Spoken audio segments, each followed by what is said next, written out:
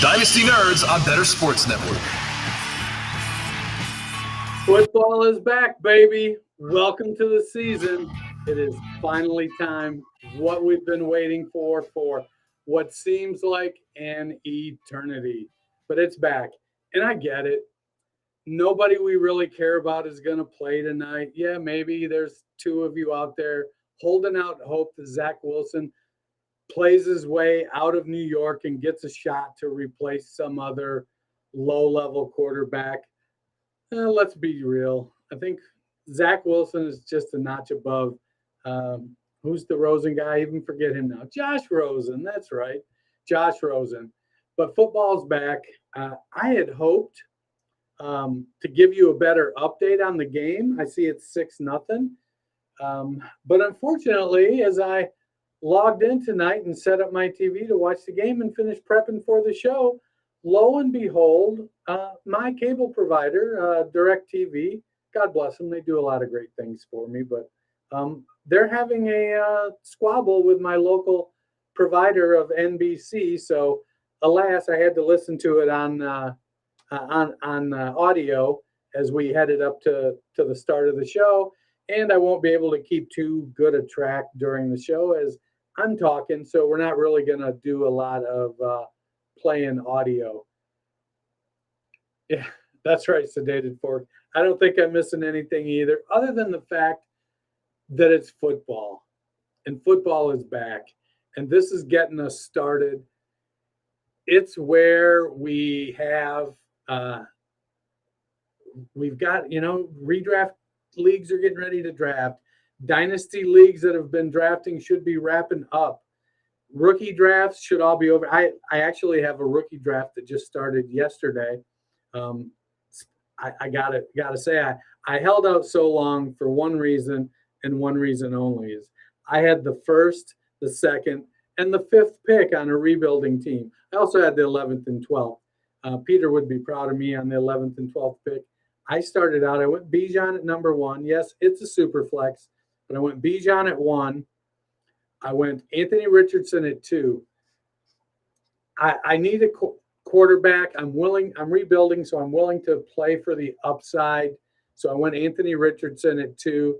I was at 107 and decided after Stroud and Bryce Young went off the board, I'm like, you know what? Running back is a big need for me. I went ahead and made a trade. I moved the 107, and I believe 2 second-round picks, if I remember correctly. This trade actually happened like 3 weeks ago. The draft started and then stopped. And so I moved the 107 and 2 second-round picks and went up to 105 so I could draft Jahmyr Gibbs. So I'm sitting on Bijan Robinson, Jahmyr Gibbs, and Javonte Williams as my top 3 running backs in this Dynasty League.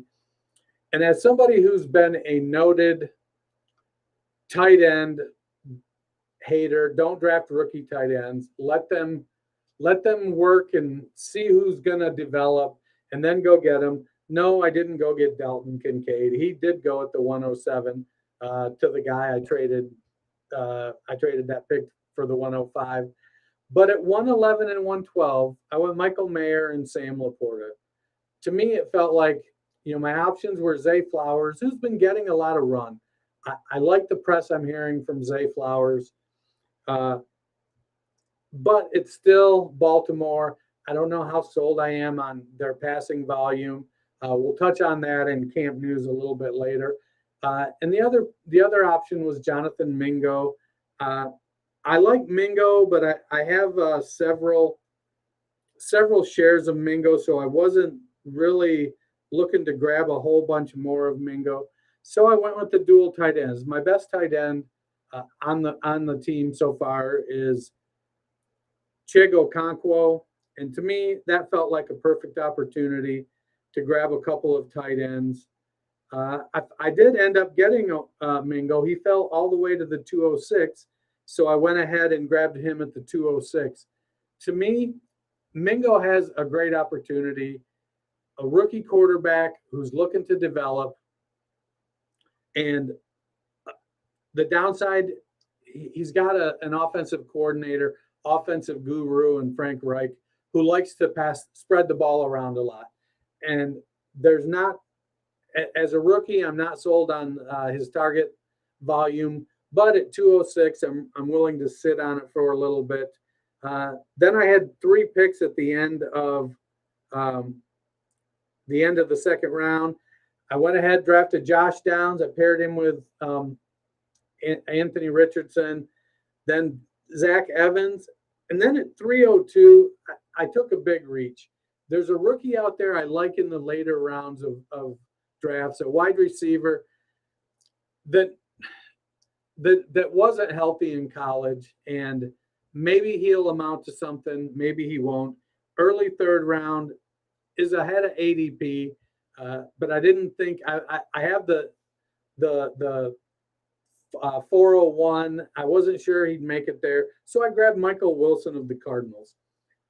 I think he brings something to the Cardinals that they don't have. He's a big wide receiver, has really good speed, pretty athletic, and everybody else on that wide receiver core is about 5'9" or less. So he does have something everybody else lacks. So I went ahead and grabbed him at the 302. So I like my rookie draft. I don't know that this team is going to be ready to compete this year. It's going to be a challenge. I have Deshaun Watson as my QB1, Mac Jones. I'll wait for Anthony Richardson to develop. I have the 2 rookie running backs and Javonte Williams. My wide receiver group, Rashad Bateman, but I got Garrett Wilson, Jahan Dotson, a favorite of our own Pete Bartowski, and a couple other young guys, Darius Slayton, Romeo Dobbs, Rashid Shaheed, Nico Collins. So we'll see if any of those guys pan out. Like I said, it's a rebuilding team. I did go for a couple wide receivers and a couple real high upside running backs. So as I mentioned, my hope was to lead off with some Hall of Fame notes. There's not a whole lot going on, but if you'll notice my shirt, the Fantasy Football Expo from 2022, Canton, Ohio. Next weekend is the 2023 Expo. I think our own Better Boss is going to be in attendance. Several other Better Sports Network people will be there from Fantasy Alarm and other shows. Dynasty Nerds, Canton is practically home. Thanks, boss. I just won the T. Higgins jersey at the Scott Fish Bowl live draft in Cincinnati, autographed and all. I was so stoked. The Fantasy Football Expo, an outstanding networking event for us in the fantasy football industry, but more importantly, it's a great opportunity for fans and players to meet some of the big names in the business. I'm not including me. I'll be there, but I'm not really a big name. Better Boss, he'll be there. He's a big name. He's been doing a whole lot of good stuff. But guys from Sirius XM, from ESPN, NBC Sports, Roto World, Roto Underworld, all the big sites, Fantasy Alarm. There'll be just a ton of fantasy football people there. If you haven't heard of it before, there's so many great things going on. The Kings Classic Draft. This is an event headed up by Bob Lung, who's the founder of the Fantasy Football Expo. Some of the heaviest hitters of the heaviest hitters in the fantasy industry. They'll be doing 2 sets of drafts. They do a snake draft, take a break, then they do an auction draft. These are 14 teamers. You get out there, you can swing by the not the Fantasy Football Hall of Fame, the NFL Hall of Fame, and watch these guys make their picks, do some drafts, see how they're budgeting. Saturday, there's draft night out. There's a room full of people sponsored by the draft night out people. And everybody's, they form leagues. You've been signed up. You can walk in and form leagues, draft a bunch of different teams. You get to meet so many people. Fantastic. I think it's Saturday afternoon, the flag football tournament on the fields at the Hall of Fame.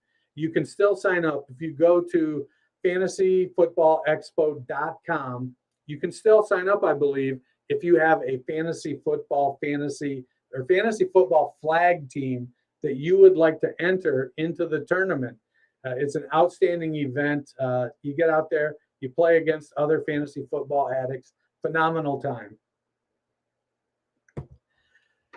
So I really like what we've got going on as we get ready. I know it's redraft season. We'll touch on that a little later in the show.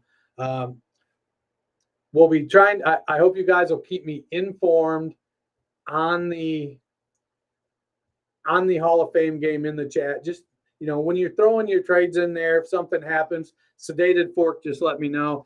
Izzy Abanikanda had a good run, about a 10-yard touchdown, showed some good speed to the outside. If you remember, Izzy has good speed. That's something he did bring to the table. His vision may be a little bit suspect, but what he does have is speed. I like Izzy. He went to a not great situation. I do think he's a better athlete than Zonovan Knight. If he can pick up the offense, I think there's going to be an opportunity for him to climb up the depth chart. Michael Carter seems to be in and out of the doghouse there. That team might as well be coached by a Shanahan the way he's in and out of the doghouse. We know that the top dog there, though, is Breece Hall.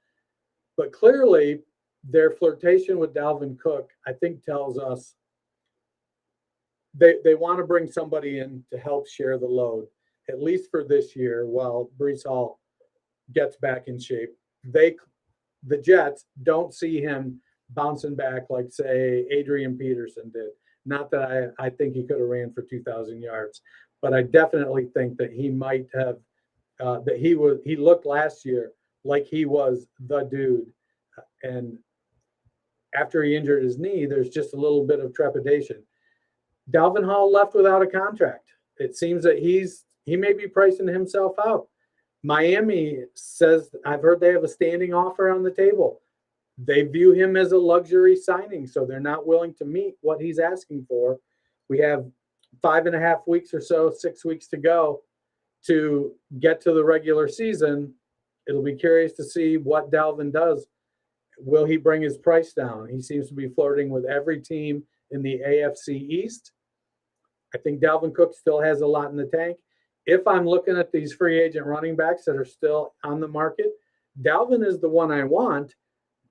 Now, Dalvin will probably miss a game or two. That's kind of par for the course. He gets banged up. He runs hard, but he's an excellent pass receiver. He's got good speed, great vision. I like him better than Lenny.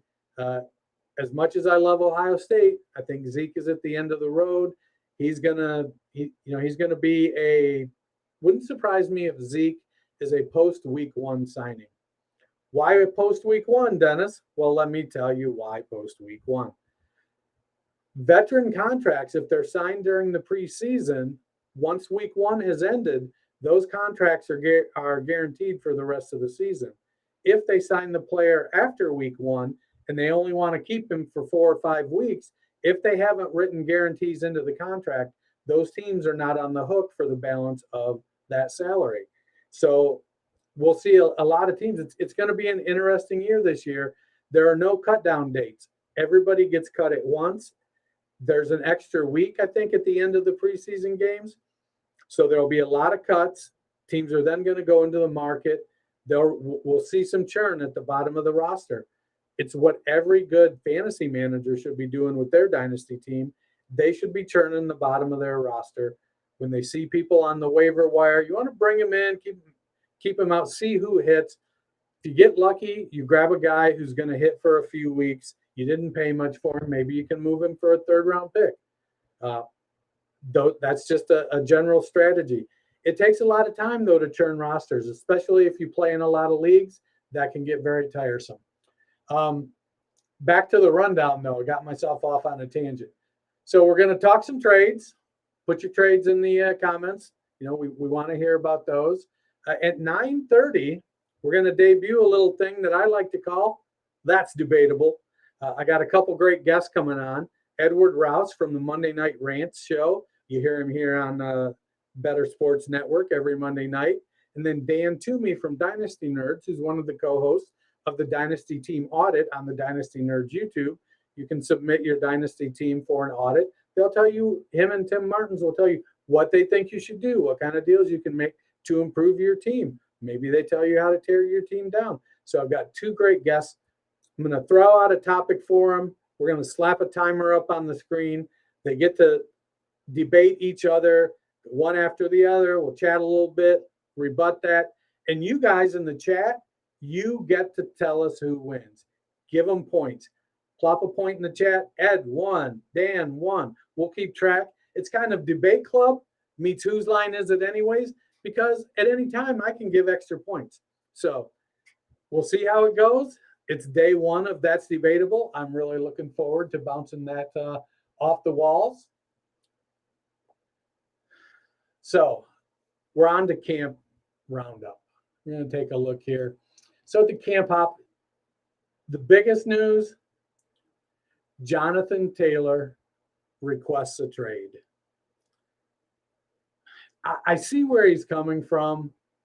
And to me, it's a situation where Taylor has a great point. He over 800 carries in 3 years. They're like, hey, you need to earn. You've got a contract, earn the extension. He goes out, he plays hard, feels like he's earned the extension. He gets banged up. And now they're like, well, you've clearly been worked too hard. You're not worth the extension that you're asking for. Running backs are getting a very, very tough pill to swallow in the contract situation. I don't know a way around it. The collective bargaining agreement is what it is. We need to let it play out. Do I think he'll sit out? No. He's under contract. He's gonna lose money if he does. He'll get fined. They'll probably franchise tag him if he goes on to have a good year. Unfortunately, that's going to be below market value, I think, for a player of his talent next year. I think we see that this year with Josh Jacobs and Saquon Barkley. But as much as we want to argue that it's below market value, you're only as valuable as what the market will pay. It's just a situation that you feel for the guy because he's given his all to football, and now he's trying to take care of himself after getting beat up. It's a tough situation. I get, they traded Marshall Falk, and he went on to have some phenomenal years. They got rid of Edger and James. They did it with Joseph Adai. They're not necessarily looking to invest long-term in running backs in Indianapolis. They've spent a very high draft pick on a new quarterback. They want to put players around him that are going to make it easy for Anthony Richardson to be a successful quarterback. And as a one-year starter in college, it's safe to say Richardson has a lot of growth. We can sit here and say, well, a great way to do that is to have an exceptional running game, and you've got Jonathan Taylor. Nick Chubb got lucky. They signed Chubb to a nice 3-year extension, but it wasn't for big money. It was security is really what Chubb signed for. I think if Taylor was to take an extension like Chubb, they'd probably be able to get a deal done. But I don't think Chubb wants to take that kind of deal. Taylor wants to take that kind of deal because if he gets franchised twice, he'll make more in those 2 years than he would the first 2 years of the type of deal that Chubb's on. So Sedated Fork has a camp question. We're talking about camps. It says, what are we hearing about Kayshon Boutte? Surprised to see him flashing at camp. Is it just camp hype or is there something there? It's tough with the Patriots because Bill Belichick can be really hard on players. And Kayshon Boutte didn't earn himself a lot of points in the run-up to the draft. He didn't seem to take the process seriously, almost felt like he had showed he could do it. I don't know if any of you are old enough like me to remember Daryl Dawkins in the NBA. Big dude, 6'11", went to the NBA right out of high school, was notorious for not reaching his potential. He had a long career. I think he played 12, 13, 14 years, but he was notorious for not reaching his potential because he didn't work in practice. they would have him do a move and he would do it and they'd say, let's do it again. And he would look at him and say, I just showed you I could do it. Why do I have to do it again? And it was hard. It's, the Allen Iverson practice, we're talking about practice. So Butte in the run up to the draft ended up, running slow, not testing athletically, didn't interview great. Landing in New England doesn't seem like it doesn't seem like a great opportunity because Belichick does not take kindly to that type of stuff. On the other hand, Belichick is also notorious for giving people a clean slate. Corey Dillon wore out his welcome in Cincinnati and was, considered to be a problem child. He went to New England and finished out with a phenomenal career in New England. Ran for a lot of yards while he was in New England. So I think the opportunity for Butte to flash and maybe earn a spot, I feel he's probably headed for the practice squad. Could he make the team? Sure. They don't have very good depth at wide receiver. It's going to be very, very. I'm curious to see how that wide receiver core comes out of training camp. After last season's debacle with the defensive coordinators and special teams coordinators being the offensive coordinators as a tandem, Mac Jones did not seem very happy. And it was one of those things where they're moving on. Bill doesn't like people to express themselves the way Mac did in regards to that situation. I get it. Mac was chapped. He let it get the best of him. I think Mac is clearly the best quarterback in New England. I do not have concerns about Bailey Zappi. I think Bailey Zappi is, who's that cat that backed up Brady that went to Kansas City, didn't start in Matt Castle. I think other than the fact that Matt Castle Bailey Zappi actually started games in college, I think he's a Matt Castle, a Ryan Mallett type. He's a guy that when he gets a chance to play over the next couple of years, if he does well, Belichick is going to ship him off for draft picks that he can use to make the team better. And he's going to ride Mac Jones. I think he likes the fire that Mac Jones shows. I think as long as they've got a decent offensive coordinator and Mac can stay healthy, it's going to be a good situation. So having Butte, I might, if you said you have a lot of shares of Kayshon Butte, I might try to divest a little bit of it. But if you've got taxi squad, end of the bench where you're not really worrying about having to play a guy, I don't see how keeping him around for a little while to see what happens coming out of camp isn't necessarily a bad thing. So I don't mind keeping him there at the end of the roster. I agree with you, Better Boss. The Fantasy Football Expo is a wonderful fan event. And it's a great place to meet cool dudes like you. That's where we first met last year. All right, so moving down the camp list. Anthony Richardson. Monday, he took all of the reps, first team reps. And then he had a kind of Tuesday, Wednesday, he was up and down a little bit. Well, rookies, that's what they do. They go up and down a little bit. Are you scared of Gardner Minshew starting the season? I don't know if I'm scared of Gardner Minshew starting the season. I acknowledge that it's a possibility that Gardner Minshew could start the season. Minshew was a cool story, unheralded, late round pick, jorts, mustache, mullet wearing, he's a cool story. It's the kind of guy you want to root for. But as an NFL quarterback, he's clearly a backup. He's probably not in the top half. All right, maybe he's in the middle of the pack in backup quarterbacks. I think he can go in and, keep you in a game. He's not a guy that's going to win you a game. But I don't think any backups are really guys that are going to win you games. So we may see, I remember when the Browns came back, they started Coy Detmer, I think it was, in their first game, and then looked around and were like, "Nah, we're going to Tim Couch." Downside of it, they never gave Tim Couch any protection, and he got the snot beat out of him, so he never had a chance to fulfill his potential. They kind of did the same thing with Colt McCoy up there in Cleveland. They gave him a shot and didn't protect him. So Richardson, 6'5", 245 pounds, exceptional athlete,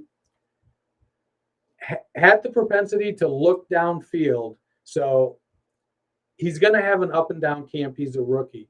If he starts day one, I think that's great. I still think there may be an opportunity in season where they sit him down for a game if it seems to be too fast. He doesn't strike me as somebody who's going to get their confidence wavered. If that's the case, I'm in on Richardson. I think he's going to develop just fine. Next on the list, in the longest news story ever, Alvin Kamara expects to get suspended. So we've only seen this coming for a year and a half. I feel like it's going to be 6 and appeal down to 4 and appeal down to 3. But whatever it is, he earned it. He's going to try to talk himself out of it. And I think, Kamara's better days are behind him. Because he is a prolific pass catcher, I think he can have, a few years of QB2, or not QB, low-end RB2, flex-worthy RB production, especially if he's on a team that's pass-heavy, because he's good at passing the ball or catching the pass. Same thing, I guess. I like Kamara a lot. His price is being depressed. I think if I can have him as my RB3 on my Dynasty team, RB4 preferably. I don't know that I'm trading a first-round pick for him. If I could get him for a second and a third, I like Alvin Kamara. To me, that's a guy that can come back in 4 to 6 weeks, and you can slide into that flex RB3 spot and let him help you win some games this fantasy season. What's it mean for Kendre Miller? I think Miller's going to get a chance to show himself. When Kamara gets back, I think they defer to Miller. The guy I really like is Jamal Williams.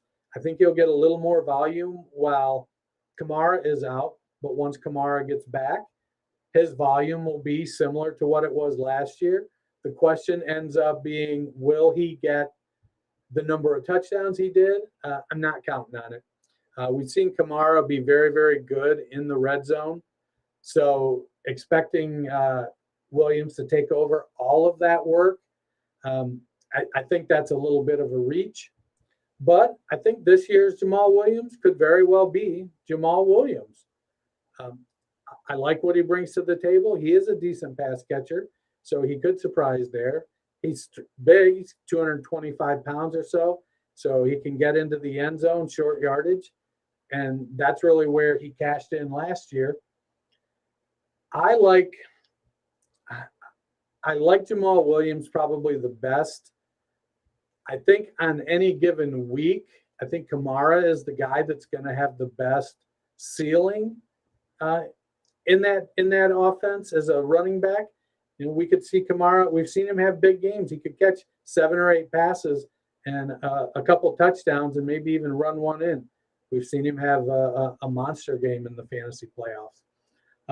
We'll get back to some more camp notes, but after this break, we're going to bring in my guests, Edward and Dan, and we are going to kick off That's Debatable. I feel like this is a quietly contentious point in Dynasty fantasy football, what it means to actually be rebuilding. Some people say you should never truly be rebuilding. How do you view the rebuilding versus competing dichotomy in Dynasty? So I will be the first person to acknowledge that my preferred format of fantasy football is just redraft. The years that I have played Dynasty, it has been I've drafted a win now team because I've seen people that have just gotten into the cycle of rebuilding and thus they just don't make any progress. So if you're rebuilding for the 5th year in a row, I just, I don't know exactly how you get out of it, but yeah, it's definitely something that can happen. And a lot of people, especially when we come out of the NFL draft, everyone's just instantly shipping off, draft picks and everything. So, I mean, it's definitely something that can happen. Joey, do you feel similarly to it? Do you feel like you see people getting stuck in the rebuilding loop? I mean, I would say people that try to rebuild in the beginning of seasons, of their fantasy seasons, I see them get stuck in that rut. I would really try to only ever rebuild if I knew I was going to miss the playoffs. Like, I'm always trying to play to win, even if it's maybe, I don't know. I think my big thing is the word rebuild is a much shorter time frame than I think most people say it should be. Like, they look at rebuild as like 3 years out competing. Rebuild, you're looking to compete next season. You know what I mean? Like, if you're doing it now, you're looking to revamp, and maybe there's a 1 season where you ship it off, but that very next season you should be competing. If you're doing it like that, I'm cool with it, but you gotta have a plan, not just keep getting the young players, keep getting the draft picks. Otherwise, you end up like Tim. Maybe not like Tim who gets a bye, but you make the playoffs, you're in that like 4 to 6 range every year, just hovering in the middle. Nothing ever gets better, nothing ever gets worse. I think I play like you in Dynasty, Simon. I play in 3-year windows. 100%. That's my go-to. And with the rate at which Dynasty leagues turn over, you should really only ever play in a 3-year window.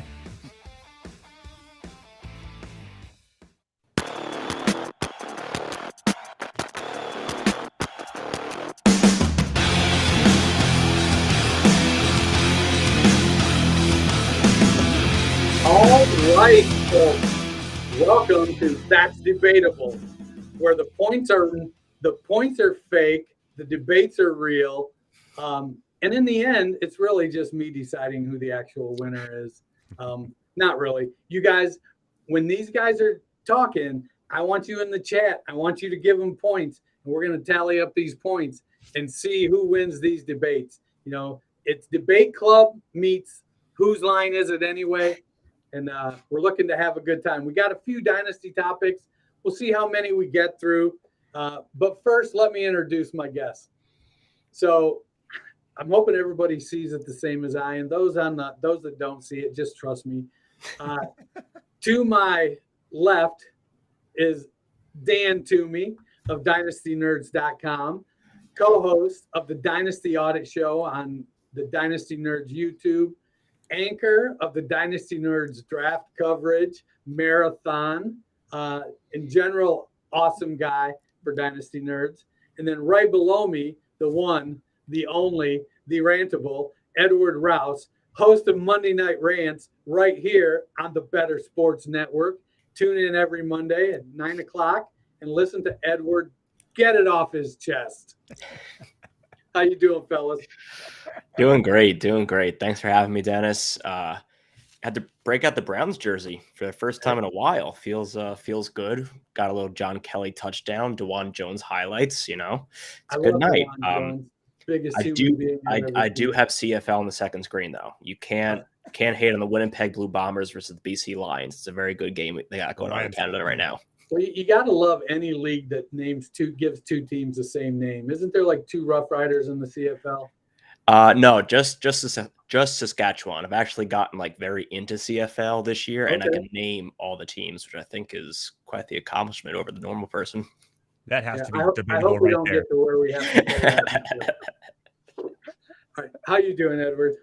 I'm doing great. I'm watching football, well, at least some form of it. It looks like. It is what it is, but yeah, it's great. Football's here. I'm excited. We started ramping up more football talk on my show as well, so that means we're here, and I'm ready to get some debating, my debate on, if you will. Get some stuff off my chest, as you would say. Yeah, we're going to find out which one of you is a master debater here in a minute. I low-hanging fruit. I know. We made it 2 minutes into the show. I went and turned on the game, got all ready to watch. And as my TV popped on, it informed me that my cable company and NBC were having a dispute. So you guys will have to interject with the updates. So what we're going to do here, I'm going to give you a topic. You guys have a side. The opener is going. You got 90 seconds to make your case. Then the other guy got 90 seconds to make their case for the other side of it. We're going to rack up points along the way. Then we're going to give you 60 seconds to rebut the other person's case. And in the end, we'll see who gets the most points. We won't announce it like after each point. We're going to add it up. We're going to have a grand champion at the end. I'm expecting like a wrestling championship belt, right? Like that'd be sick. We got a prize, right, well, Dennis? First we got to see if this even works. You guys are my guinea pig. Okay. So, all right. So the first thing, Dak Prescott came into the league. He was a 4th-round pick. Tony Romo was there and well established. And bam, Romo gets injured. Dak takes over. Never looks back. First few seasons, but he was good for what? 500 yards rushing, 6 touchdowns. He was throwing the ball great. Injured his ankle. Well, now here we are, 30 years old. He missed 5 games last year.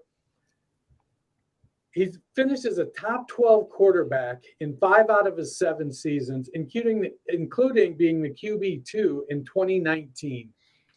Is Dak Prescott worth investing in as a dynasty asset as your QB1 for the next 2 to 3 years? Who's got the no side? Edward? Yeah, I'll take the no side on this one. I feel pretty confident with it. So let me know when I should go. I love the scorecard. Let's do this. Is it on your marks, get set? Let's go. Well, we're waiting for Tyler to hit the timer. Be a buzzer. All right. Yeah. The biggest concern for me here with Dak is the loss of Kellen Moore. I think, he's had that offense, top 10 offense in the league for a long time. I know he had a down year last year, but they were still one of the best red zone teams in the NFL regardless. And just like Mike McCarthy coming out and saying, we're going to run the damn ball. Get out of here. Nah, I don't like it. And he hasn't been the same since his ankle injury either. You got CeeDee Lamb and then a bunch of receivers who are off injured as well. So I just don't see him being an asset that I would want when I can get a younger, more, athletic quarterback with more rushing ability than Dak Prescott, because his rushing ability every year has gone down, down, down. So I would never trade for him right now in Dynasty unless I absolutely had to at his lowest. And if I lost my quarterbacks or something. So I'm not even touching him. I just don't like it. And I know I talk a lot of slander on Dallas. I know they're the America's team. They're not. Come on, people. That's dumb. But nah, I'm done. No more. I'm over it. I think he's going to have an even worse year and more interceptions this year as well. Well, I got to tell you, I, for one, I could go either way. So we're going to queue up Dan's turn.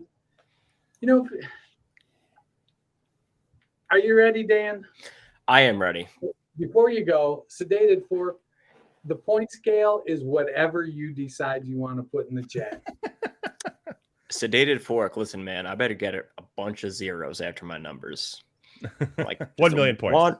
1, and then like as many zeros as your keyboard can go for. Let's tell me when I'm good to start. You're good.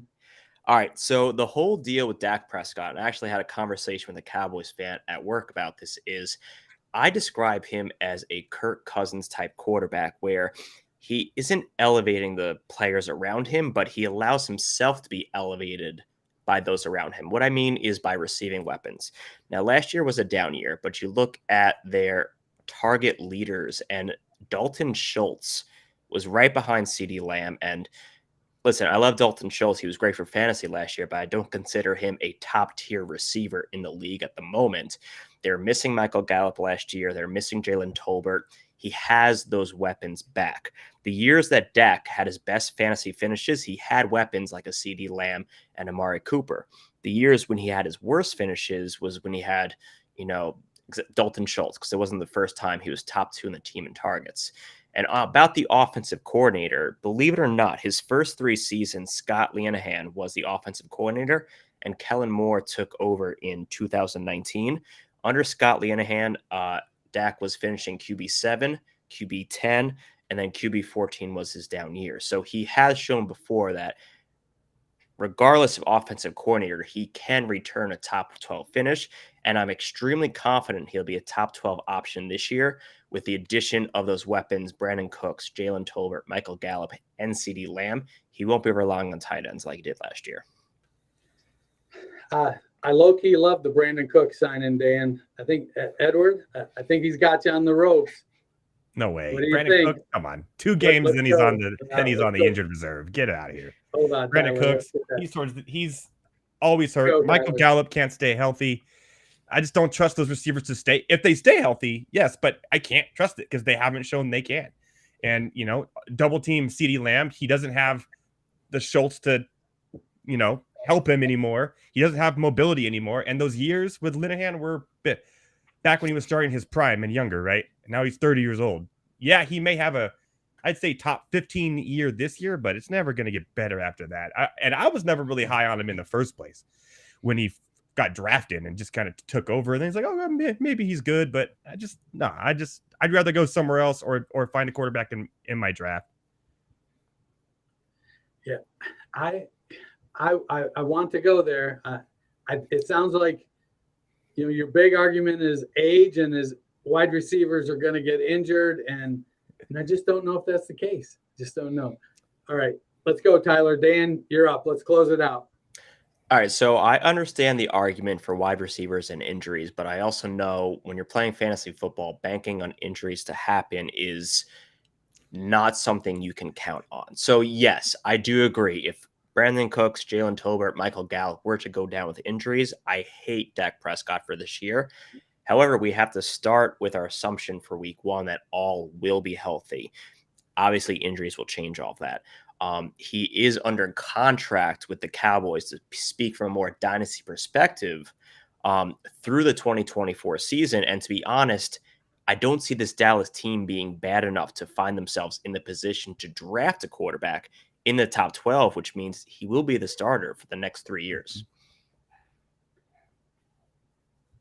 Yeah, I agree with you. I think I don't think he's going anywhere. I like sedated Fork's approach. He went with the boxing approach. I think we're going to give this round to Dan 10-9. We do have some breaking news. I'm going to interject here. The Bears have just signed Yannick Ngakoue to a 1-year, $10 million deal, or $10.5 million with $10 million guaranteed. I mean, why don't you just guarantee the other $500,000, guys? What are we doing here? So my question to you guys off the record, how much help is Yannick Ngakoue going to be to Justin Fields being a more efficient passer? I mean, I think it's good to see that the Bears are still spending money, with Justin Fields under contract. It just shows a willingness to invest in the team to win this year, spending that money. Because what was it like last year, 2 seasons ago, they unloaded all of their contracts. And this past off season, they had the most money to spend out of all 32 NFL teams. So it's nice to see them deploying those assets. And I really like the way the front office is kind of rebuilding this team around Fields, which, Fields just has to take that step forward this year and prove that he is worthy of a extension. It's a big year for him as far as his future is concerned. Yeah, I like the move for the Bears in general. I agree. So we'll see what happens. I mean, that defense can get a whole heck of a lot worse than it was last year. All right, so that was round 1. Dan edged him out a tad. So we're going to go away from players a little bit and more to players, i.e. fantasy managers. And we're going to talk a little bit about a very hot button topic that I think it can cause divide in a league. So tanking is one of the issues. Like, leagues are writing in rules about you can't tank, how you can tank. It's probably one of the most, next to scoring, it's probably the most governed topic in fantasy football. So Edward, I'm going to let you go first. Okay. Make the case for tanking being allowed. Hit it, Tyler. All right. Tanking. It's pretty much allowed in sports as it is now. You just don't really know it. They try to make all these rules on lottery and stuff like that, but teams know what they're doing. Come on. But as far as fantasy football, it really is up to the commissioner to put rules in place. We don't have a tanking rule per se in my Dynasty league, but we have a rule that you have to put players in every week. Now, there's no rule that says what players. If I'm starting off 1-7 and I'm looking, man, I have Kirk Cousins and that's it. And Tom Brady retired for me last year. And I'm looking at Caleb Williams, looking my, maybe I'll put in some of my backups in for the rest of the year. Just saying. I'm still following the rules, putting in my lineup. But at the same time, I'm paying money every year. And I'm not going to pay money every year to constantly lose. And if it's a chance for me to win the next year or get Caleb Williams or someone like that to help the league be more competitive as well in the future, I think there's nothing wrong with it. I'm helping the league be more competitive in the future instead of just me sitting there week after week going, oh, I can't take. I'm just playing these mediocre guys every week. I'm never going to win. Why am I here? That's not fun. So I think it's okay as long as the commissioner has the correct rules. But if you don't put a lineup in and just leave it blank, that's when there has to be some sort of line drawn. But there's no rule that says who you can play and who you can't. Just like, in the NFL. I got to say, you made some very, very good points there, Edward. So we'll get Dan up here. Let's get the timer set. All right, Dan. Why should tanking not be allowed? Go. All right. My argument is being based on 3 little words.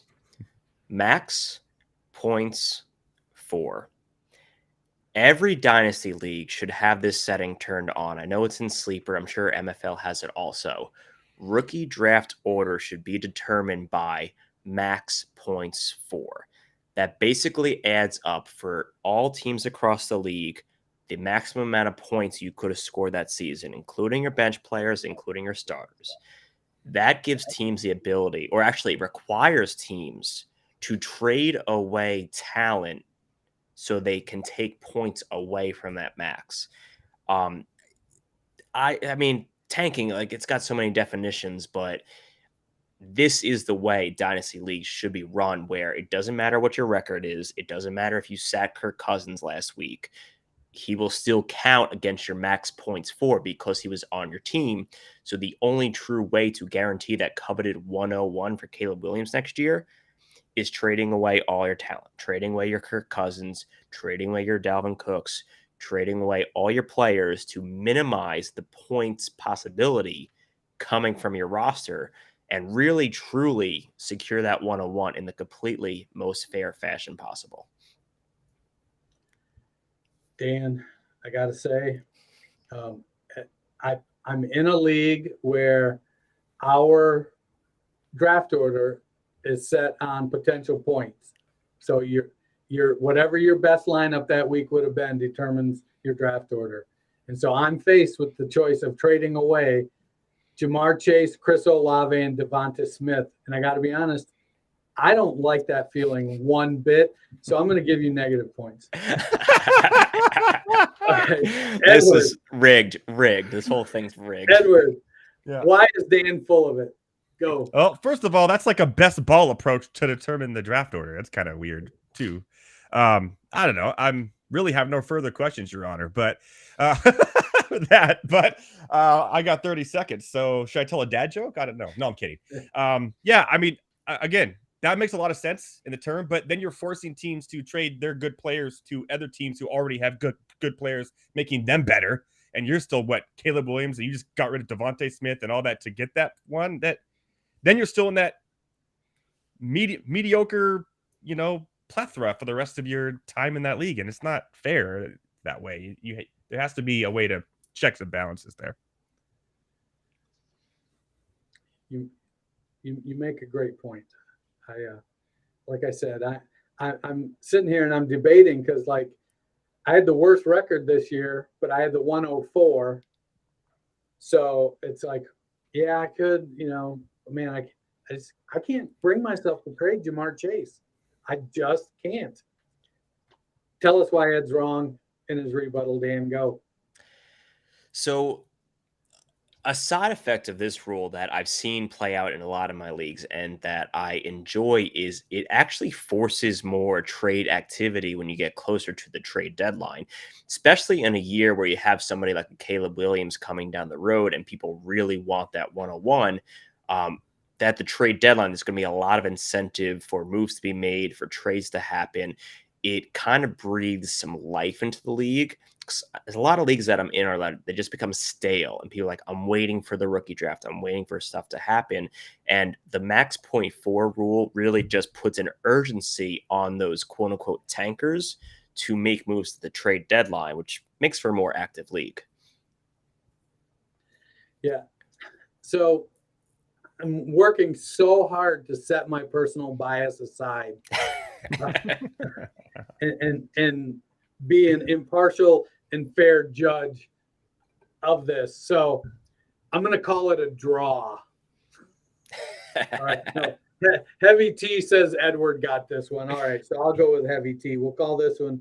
So I scheduled 20 minutes for this because I had no idea. But if you guys can stick around for one more, yeah, you will go. I'm yours all night, Dennis. We'll run one more, and like I said, I put together several topics because I had no idea how much BS I would talk in the middle and how long it would take. So, all right, we're going to run one more. So we got it tied. One round to Dan, one round to Edward. The last one. So this one, we all know that Travis Kelce may very well be the best tight end to ever play the game, and not just for fantasy, but ever. He's had his last 7 seasons, he's had 5 tight end 1 and 2 tight end 2 seasons. At age 33, he is linked up with the best quarterback in the NFL, who is only, 26, 25, and is looking like he himself is on a Hall of Fame trajectory. The funnel starts at Travis Kelce, which makes it unfair. But I want you guys, and I'll start with you, Dan, make the case for any tight end not named Travis Kelce to be the tight end 1 in 2023. Go. All right, so this is a bit of a dark horse, but I think if anybody's going to take the crown for tight end 1 in 2023, I think Darren Waller has a very good shot at it. I was actually at Giants training camp earlier this week on Monday, and all the reports from the beat reporters are that Dable literally dragged Darren Waller off the field so that Daniel Jones would throw to somebody who wasn't Darren Waller. And you can see this in person when you stand on the sideline watching the Giants wide receiver core. You have like short guy, short guy, short guy, short guy, big old Darren Waller. That team is a bunch of slot wide receivers that they need a big dominant alpha, and Darren Waller will slide into that role perfectly. The best thing is he used to be a wide receiver. He was literally on the Ravens as a wide receiver before finding his second wind in his career with the Raiders at the tight end position.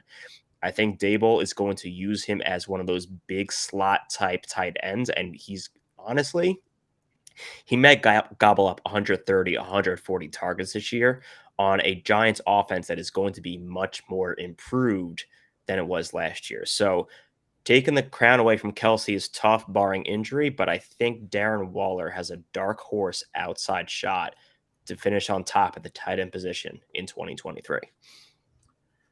I like the choice. He's had a very productive passing season before. Competition for targets is indeed poor.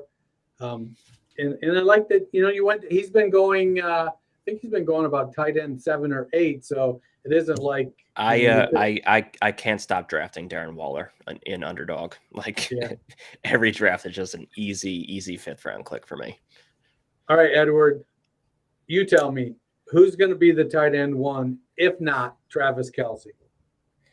TJ Hawkinson. Let's go.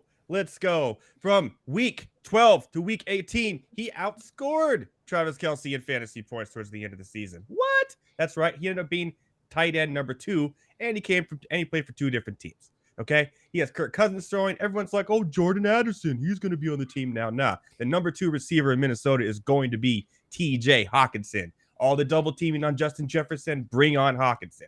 He already showed the last quarter of the season he can match week for week fantasy points with Travis Kelce. I'm taking week 18 out of it because they both didn't play because both teams were in the playoffs. But yeah, it's a no-brainer. Hawkinson easily could be the number 2 receiver in Minnesota. They're going to have to throw the ball a lot because the defense in Minnesota stinks. It is the worst defense in football, hands down. I say that all the time on my show. Shout out to all the Minnesota fans watching right now, and I'm sorry, but I'm right. I like TJ Hawkinson this year.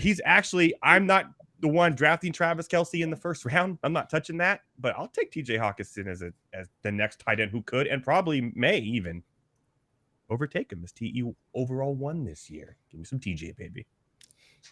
Yeah, while it feels inevitable, it's got to be somebody. As a lifelong Lions fan, I struggle with the fact that it could be Hawkinson. So Better Boss is throwing out Kyle Pitts as the tight end 1. So I'm going to give you each an opportunity. You can either support Better Boss's argument. No. Or you can tell him he's crazy and that Kyle Pitts is not going to be. Look, right, the quarterbacks. Look at the quarterbacks. Could we turn this last section to the agreeables? Yeah. Because I agree. Pitts is not it this year. This part is called That's Agreeable. Yeah, as somebody who drafted Pitts real early in a startup a couple years ago, I got to say I'm kind of running out of patience a little bit. I like that between London and Pitts, they seem to have a narrow funnel, but now they're talking about, we want to give Bijan Robinson all these passes, and then Mac Hollins came out of nowhere. He's like career backup guy last year in Las Vegas. What do you have, 90 catches or something? Put up a crazy good year. And I got to be honest, there's nobody better than Mac Hollins after Kyle Pitts and Drake London in Atlanta. So the problem with that, Dennis, is it's a small funnel, but the sink is just dripping really slowly into the funnel. Like drip, drip, drip. Like, you might want to call a plumber. The sink might just be leaking. The water's coming out so slow. Now, I will say Better Boss has a great point in that Kyle Pitts does have the best athletic upside of any of the tight ends going. Well, if the question was who has the best athletic upside, right? The problem is the offense is going to have less than 450 pass attempts on the season. Yeah, the focal point is all 3 of those running backs they have there. Where Kirk Cousins is going to throw the ball, Daniel Jones will have to throw the ball for. And speaking of Mac Hollins, I hate to say it, but the reason Mac Hollins was brought in is because he is an A+ run blocker when he's on the field. Mm-hmm. So, all right, so that was 3 rounds. You guys want to go? Do you need to rebut your choices? Can we debate why Josh Jacobs was number 12 on the top 100 list today? Speaking of Mac Hollins blocking. Jesus. Anyways, sorry. Just tangent. I thought you ranted, not tangent. I do both.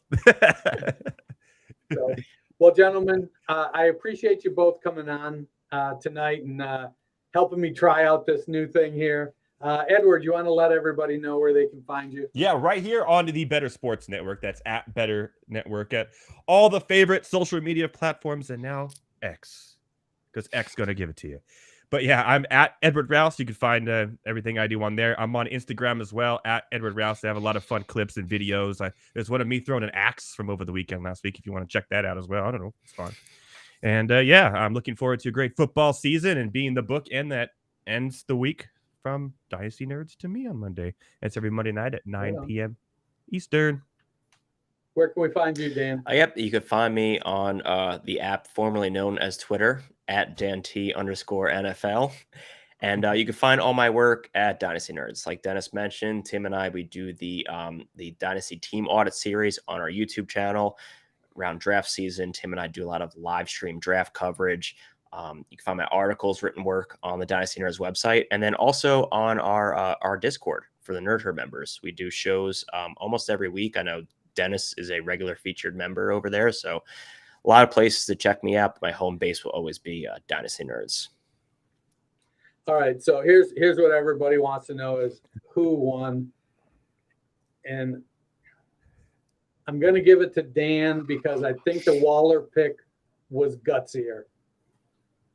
So I'm going to give him a half a point extra for the gutsier pick. I'm going to train, and I'm going to get my best Rocky on, and I'm coming back better than ever next time, baby. I think we need a rematch. That's definitely in the books. Edward, it was a wonderful time dueling with you tonight, and I look forward to sparring the next time we get together. Can't wait to see the videos of Edward punching the side of beef. All right, so we got a break coming up. After the break, we're going to talk some more Dynasty Fantasy Football, and we'll close out this last hour and see if we can get some updates on the Hall of Fame game. There, Dennis. Breece Hall right now, and I've talked to plenty of high-stakes players, I'm sure you have too, Kev. Had Hall not torn his ACL last year, he might have been the 101 in drafts this year. That's how good he was looking last year, and obviously with the addition of Aaron Rodgers. At the 305, running back 11 behind Derrick Henry and Ramondre Stevenson, right ahead of Jahmyr Gibbs and Najee Harris. Your thoughts on him as a mid-third round pick? How have you been attacking him? Have you been getting him at that spot so far this year? Yeah, if I start out with two wide receivers, Breece Hall is right at the top of the queue coming into the third. If I knew he'd be healthy for week one, I was still a little. Well, he'd be going higher than the mid third. Right. He may go 101 or well, RB1 at least. Yeah.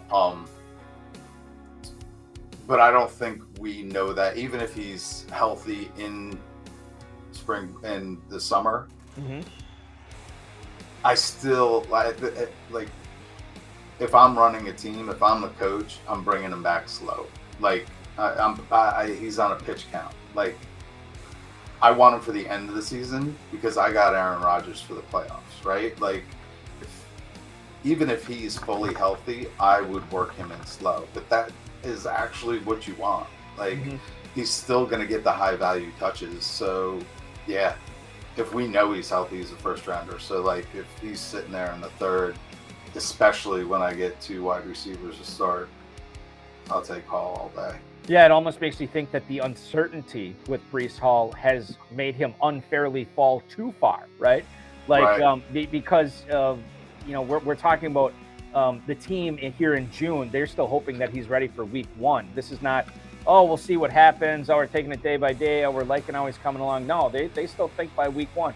And the fact that we have that timeline, I think, maybe bumps him up, especially as the drafting season gets deeper and deeper here in July and August. Maybe we start seeing him go up the boards as well.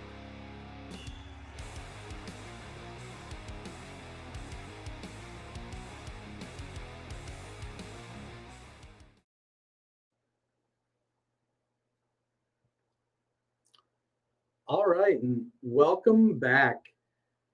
So that's Debatable. I hope you enjoyed it. I look forward to being able to bring it to you in the future. Talking Dynasty is so much fun. But now we're getting into point scoring season. We got a few more weeks. Let's go ahead and talk a little more camp stuff. So Dalvin Cook visited the Jets. Didn't get a contract. Seems like he is just wanting too much money.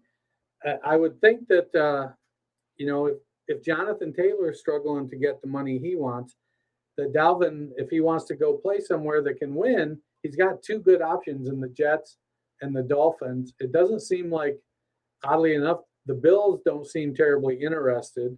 And frankly, I don't think the Patriots provide much of an opportunity to win. So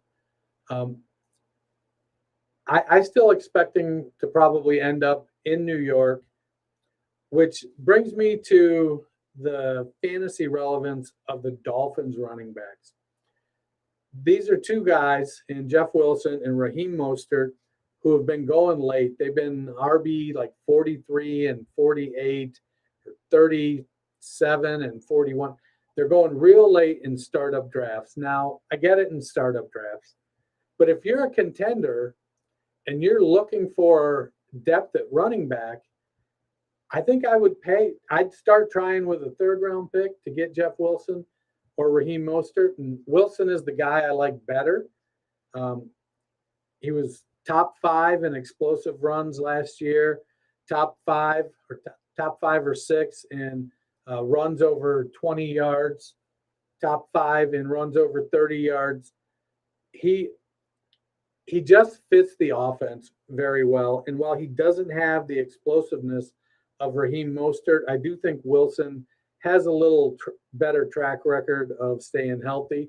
So those are two guys that I think you can get real cheap that I'd keep my eyes on. Out in Las Vegas, we got Michael Mayer making some news. The Raiders just cut loose, that potential-filled human being, O.J. Howard. So that leaves them with Michael Mayer and Austin Hooper at the top of their depth chart. After a volume-filled season in Atlanta a few years ago, Hooper signed a big old contract with Tennessee or with Cleveland, and then went to Tennessee. Never really panned out. And now he's out in Las Vegas. I think Mayer is the guy that's going to end up being the receiving threat, not like Darren Waller was. I think he's going to be a more traditional tight end when they're in 11 personnel. I think you're going to see a good amount of Mayer. I think Hooper is a mentor. He's there to give Michael Mayer pointers on how to be in the right place, do the right things. While Mayer doesn't have quite the athletic ability of guys like Sam Laporta or TJ Hawkinson or George Kittle and nobody has that, of Kyle Pitts. Mayer is a good enough athlete. He gets comped a lot to Jason Witten. And when that happens, the image that comes to mind is post-announcing Jason Witten, where it was run 5 yards, catch ball, fall down. But prior to that, Jason Witten had a long career of being an effective mid-range receiver. And I think Michael Mayer can do that. 6'4", almost 260 pounds. He's going to be able to fill in that role for the Raiders, take over that tight end spot, and be that guy in Las Vegas. So if you drafted him, he was falling down draft boards. People were in rookie drafts. People were in love with the athletic ability of Dalton Kincaid and Sam Laporta. I get it. It's not a point per block. You want guys that aren't going to be blocking much, but you also want guys that are on the field a lot. And I think that's the box that Michael Mayer checks. Up in Seattle, Zach Charbonnet and Kenneth Walker early in this week gave all of us a scare when they were both injured. Now, the time to panic was not this week.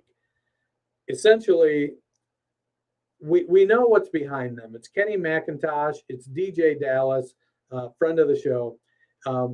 They don't have a lot of outstanding depth. They've got guys that are real, actual, just depth. They're going to play hard, but they just don't quite have the ability.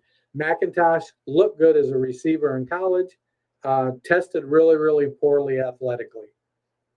So the time to panic was when they started to bring in players, when they started to bring in the Fournettes, the Hunts, the Zekes. And guess what they didn't do? They did not bring in anybody. They said, hey, this guy's injured and this guy's injured, but no, we're good. We don't need to bring in any other players to sign. We don't need camp bodies. It's a great sign for both Charbonnet and for Kenneth Walker. Dan Graziano even though Walker is still out, he's reporting that he expects Kenneth Walker to get the bulk of the work. There are some concerns because Walker isn't terribly efficient in the passing game. And while he's got okay size, he's 5'9", not quite 5'10", and 209 pounds. Charbonnet is a bigger back, about 5'11", almost 6 foot, over 220. Charbonnet in college was a much better receiver with his size, was maybe a little bit better in short yardage, goal line situations. That being said, Charbonnet does not have the explosiveness that Kenneth Walker does. I think the biggest knock on Kenneth Walker is he wants to bounce everything to the outside so he can try and break off a big run. And he's going to have to get over that or he'll find himself watching Zach Charbonnet. You got to hit the hole that you're assigned. If it's not there, then you bounce it out. But if it's there and it's small, you still get through it. You figure it out. You run through arm tackles. You get to that next level. You make a play. You pick up yardage. You go fight to live another day. I think going into year 2, I think Walker's going to be able to do that on a much, much higher level. I'm still pretty high on Walker.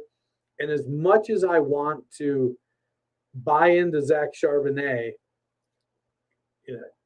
I just am not 100% sold. I think he's going to be one of these backs that is good, but will end up being ultimately replaceable. He'll be a timeshare back maybe. We're looking for workhorses. They're few and far between in the NFL anymore. So if you roster Charbonnet, he's probably going to have several flex-worthy weeks this season. And if Walker gets injured, he'll definitely be a RB2 worthy start. Walker, I think, has the opportunity to turn in some RB1 weeks. Should be a fairly consistent RB2. And if he just gets a few targets a game, he doesn't need to, have Austin Eckler passing volume. If he gets 3, maybe 4 targets a game, I think Walker's going to have a ton of ability to put up big fantasy points. So don't sweat it yet. Out in San Francisco, Brock Purdy. He hasn't been practicing, but he's been throwing. He tore a tendon in his elbow. Not good. And Mike Shanahan was talking about, he's experiencing some soreness after throwing sessions, which I believe is to be expected. Purdy is one of those guys that has a ton of moxie, but I don't know that there's a lot of difference between what Purdy brings to the table and what Jimmy Garoppolo brings to the table. They're both heady quarterbacks that tend to make the right play. About once a game, they'll do something that's iffy. Purdy has ended up being luckier when he makes that mistake, but he's only 5 games into his career. Jimmy G has a tendency to, because he's been in the league now, 9 years? And he started a fairly decent amount of games. He has those games where, he just puts the ball in a bad place. He gets it picked off at a bad time. Purdy's still in that small sample size category of being super successful. I like Purdy. I just wish he had Trey Lance's raw ability. I like Lance's raw ability. I just wish he had Brock Purdy's feel for the game. Maybe our robot overlords in the future will be able to put those together and make more great quarterbacks. But Purdy, I think it sounds like he's on track to get back under center, if not in week 1, fairly early in the season. I don't know if this means that they're going to keep Sam Darnold as the number 2, if they're secretly, actively trying to trade Trey Lance. We'll have to wait and see. The jury is still out. In other San Francisco news, another running back got injured. Elijah Mitchell's expected to miss 7 to 10 days with an adductor strain. I don't know what it is about San Francisco. And the inability to keep their running backs healthy. But if I'm Christian McCaffrey, I might be looking for a body double. There's a lot of injuries going around San Francisco when it comes to running backs. Ron Rivera, Washington Commanders. It seemed like the new ownership is breathing new life into that team. And then Ron Rivera comes out and says, don't sleep on Jacoby Brissett. Now, I'm a Cleveland Browns fan. And Jacoby Brissett has had several opportunities to be the guy. He's a low-end QB2. You know, for fantasy, I think if you're going to turn to Brissett, he's not as good of an athlete as Sam Howell. He's not as fast as Sam Howell. I want to see Sam Howell get a shot, and let's see what he can do. I think the truth of the matter is that Sam Howell nor Jacoby Brissett are the future of the Washington Commanders. I expect that Rivera is probably going to be gone after the season. New ownership often brings in new front office and new team leadership. It doesn't bode well for Terry McLaurin or Jahan Dotson at this point.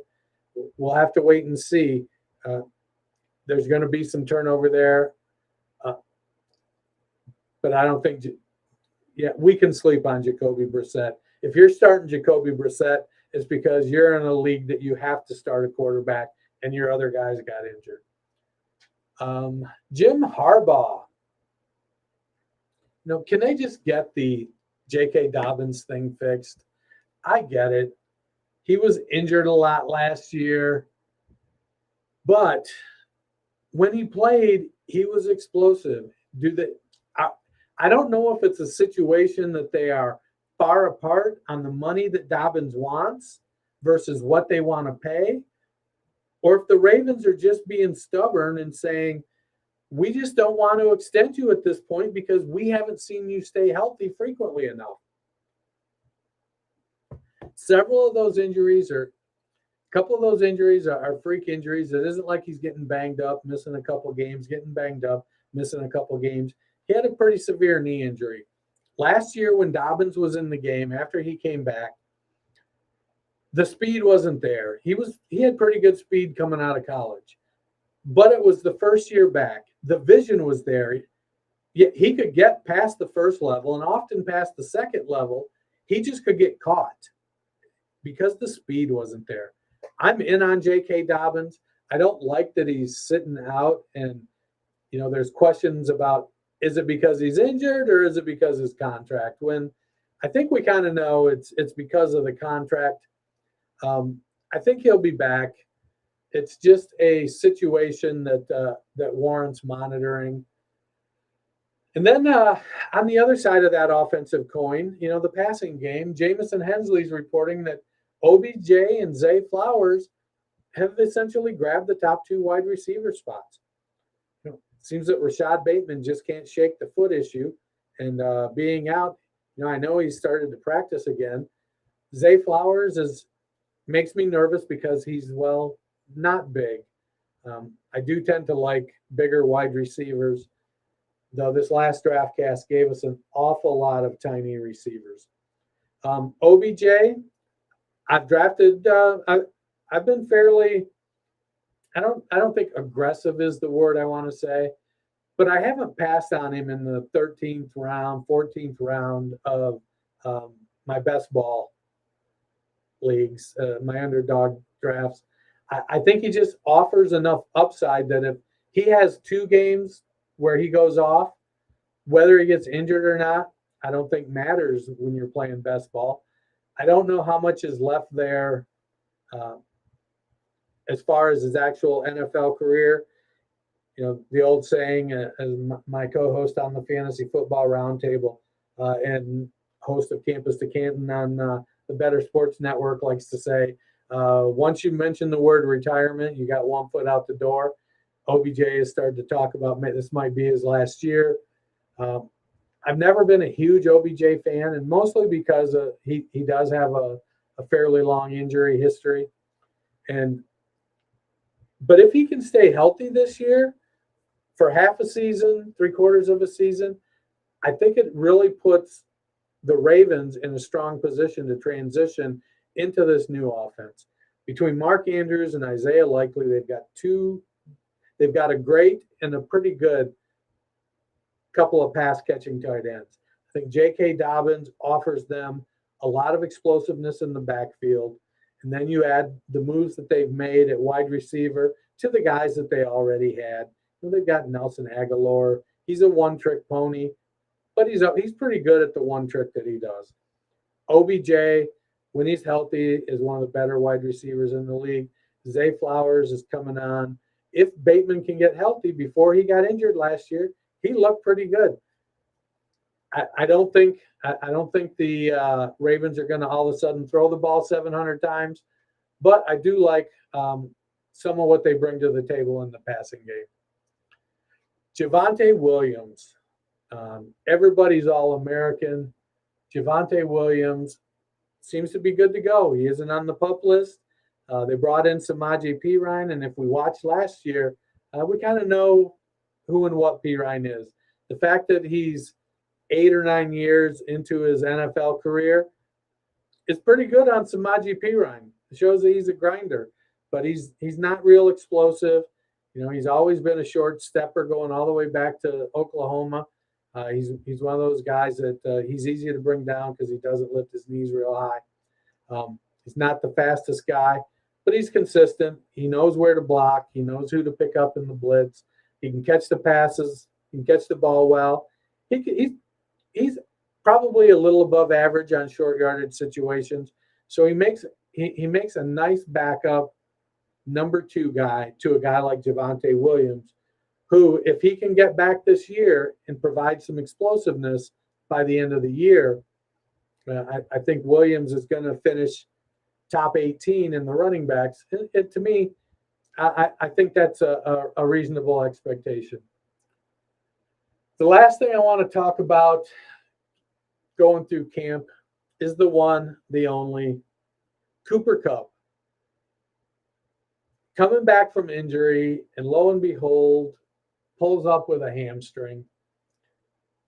Now, I've been a big Cooper Kupp fan because the guy gets volume. And what do we want? We want volume. In Dynasty, we want to know that our player is going to get volume year over year. So if I draft him this year and he's on my team and he has a great year, he has 150 targets, is he going to get 150 targets next year? Or is he going to drop down to 90 because, they sign a free agent or, they add some hotshot rookie?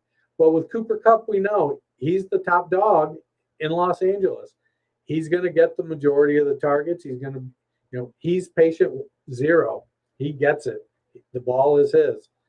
And then he pulls up with the hamstring. Well, coming off a leg injury, I don't think it's that uncommon. But what we did know, if you were listening to Sean McVay and you've watched him the last couple of years, you know that Cooper Kupp wasn't going to play in preseason anyways. McVay doesn't play his marquee guys in the preseason. Even though Stafford's coming back from a back injury, I don't expect to see Stafford this preseason. Cooper Kupp won't play. Aaron Donald isn't going to play. The Rams have said that they are not, who is it? Aaron Donald and Sean McVay said they did not come back to be in a rebuild. So they're looking at it as, what do they need to do to win? I like the Rams. I like the sentiment, but I don't know that they have the weapons. They need to. Their offensive line needed to give Stafford more time. If Stafford gets time, and Cam Akers gets room, then they can have a balanced offense. And Cooper Kupp will get his. Tyler Higbee, very underrated tight end, real good for fantasy. I like what Tyler Higbee does. Van Jefferson seems to have ascended to the number 2 role. Ben Skoranek seems to be a glorified fullback. He's somewhere on the field blocking. Maybe it's downfield for Cooper Kupp. Maybe it's running a jet sweep and blocking for Cam Akers. But Skoranek seems to be a guy that they like to have out there because he does all the dirty work. So to me, I'm not going to sweat Cooper Kupp. Though I got to be honest, and I don't know that I've drafted much of him in best ball because he was just going a little early. A lot of times, I had a lot of best ball drafts where I was in the back end, the back 3 or 4 picks. Kupp was going 6, 7, kind of right in front of me, 6, 7, or 8. And I just didn't end up in a position to be able to take a lot of shares. So let's see. Bubba's Eggs. What's up, fellas? Oh, he's got a Debbie question. Juice Wells from South Carolina could be a sleeper or riser on draft boards in 24. If Rattler turns it up, it'll be through Wells. Okay. So I haven't looked into Wells yet. Garrett and I did a way too early first round mock draft. I think we did 2 rounds. It's probably been 3 or 4 or 5 weeks ago. So Wells is somebody that we got to get on the radar, look a little deeper in. I do have my one Devy draft coming up, and I have seen his name on there, and he's some guy that that is on my list to take a closer look at. The Buckeyes quarterback battle, Bubba, it seems like it's Kyle McCord's job to lose. So Devin Brown's a pretty good prospect. McCord was a pretty high-level prospect coming in. The way that Brian Hartline has been able to recruit wide receivers has made it fairly easy for Ryan Day to bring in quarterback talent. Just some of it leaves before it gets the opportunity. And we saw Burrow go to LSU. We saw Ewers go back to Texas. I get it. Kids want to play. It's a tough sport. I think it's McCord's position to lose. And when you have Marvin Harrison and Emeka Ibuka, Cade Stover, Travion Henderson, I think it's pretty easy to be a good quarterback. So when I talk about quarterbacks that maybe they're not the Caleb Williams type, they're not the Anthony Richardsons, the CJ Strouds. They've been around a couple years. The guys that come to mind for me, and you may not have heard of either one of these guys, but one of the guys is Willie Tootin, and the other guy is Guy Benjamin. And so I get worried sometimes when you have wide receivers like Marvin Harrison and Garrett Wilson and Chris Olave and Emeka Ibuka and Terry McLaurin. When you have wide receivers at that level, sometimes the quarterback, their game gets elevated. Edward mentioned when he was talking about TJ Hawkinson, or when he was talking about Dak Prescott, how the offense, much like Kirk Cousins, the players are lifting the quarterback. The quarterback isn't lifting the players. So Willie Tootin, he was the quarterback at Mississippi Valley State, and he was pretty highly regarded, put up a lot of numbers at Mississippi Valley State. The guy catching the ball from him was Jerry Rice. So Tootin went to the NFL and then disappeared. Guy Benjamin, pretty highly regarded. He was very productive in college. Came out of Stanford. His quarterback, or his wide receiver, was James Lofton. Lofton went on to be one of the best quarterbacks in the NFL. Benjamin had a cup of coffee as a backup, even though he was super productive. So I want to see what Kyle McCord can do. Can he put the team on his shoulders when they need it? We saw it with Terrell Pryor. I don't think Pryor had the tools to be an NFL quarterback, but in college he was able to put the team on his shoulders when need be. Think we saw that with Justin Fields. We saw it with CJ Stroud. Now it's McCord's turn to prove it. So we're going to head into a break, and then we're going to bounce through this last half hour of the Dynasty Nerd Show on the Better Sports Network. Better Sports Network. collectible moments. Everybody up here at U.S. Cellular. Sox 5 runs, 6 hits. The 2-1 to Bartlett. Swing, chop to short. Ramirez has it, throws. Burley picks the perfect game. His second no-hitter. People going crazy here at U.S. Cellular. He's mobbed by his teammates. A perfecto. Now there's a steal by Bird. Underneath the DJ, lays it in. Right up, 1 second left. What a play by Bird. Bird stole the impounding pass. Laid it up to DJ. DJ laid it up and in. And Boston has a 1-point lead with 1 second left. Out of the I formation on first down. Peterson to carry, looking for running room on the right side, has it to the 25, across the 30, across the 35, and out of bounds at the 40-yard line. Adrian Peterson has just gone over 2,000 yards for the season, the 7th man in NFL history to cross the 2,000-yard mark. Well, a thundering ovation for number 66, Mario Lemieux. Just the emotion I'm sure Mario is feeling in this place. You don't appreciate something until it's gone, and it's so great to have Mario back. Yager turns around. Over to Lemieux. Mario Lemieux, his first goal in his comeback here tonight at the Mellon Arena. And the Penguins lead 3-0, and he is smiling like a butcher's dog. Mario Lemieux. Oh, the band is out on the field. He's going to go into the end zone. The Bears have scored, but the Bands are out on the field. Pearson moves in front of the STP Dodge. Petty comes back to the inside. They almost touch as they move down low in the banking. They're going to be side by side as they exit the bank and head for the finish line. Richard Petty goes back in front. They both spin. They're in the wall. Petty is sliding, slamming into the wall. He's coming down toward the finish line. Will he make it? Pearson is still running. The winner is car number 21. An amazing finish. Richard Petty's car demolished in the front end, as well as car number 21. An unbelievable finish, a terrible crash. David Pearson has won the Daytona 500. Leitner catches, comes down, dribbles, shoots, scores! Christian Leitner has hit the bucket at the buzzer! Pitched by Downing, swinging, there's a drive into left center field. That ball is going to be out of here. It's gone. It's 7-15. There's a new home run champion of all time, and it's Henry Aaron. The most valuable player is Magic Johnson. 42 points, 15 rebounds, and 7 assists. He starts at center, plays forward and guard, and leads the Los Angeles Lakers to a world championship 123-107 over Philadelphia. Whether you collect sports memorabilia, fantasy championships, or winning bet slips, talk about it on Better Sports Network.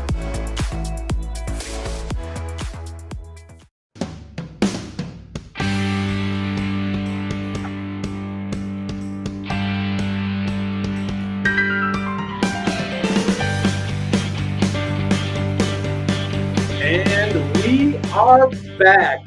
And much like us, so is the NFL. The Cleveland Browns, the New York Jets should be a barn burner. We got Nick Chubb. We got Garrett Wilson. We got Aaron Rodgers. We got Deshaun. Wait a minute. We don't have any of those guys. John Kelly seems to be having a heck of a game, though.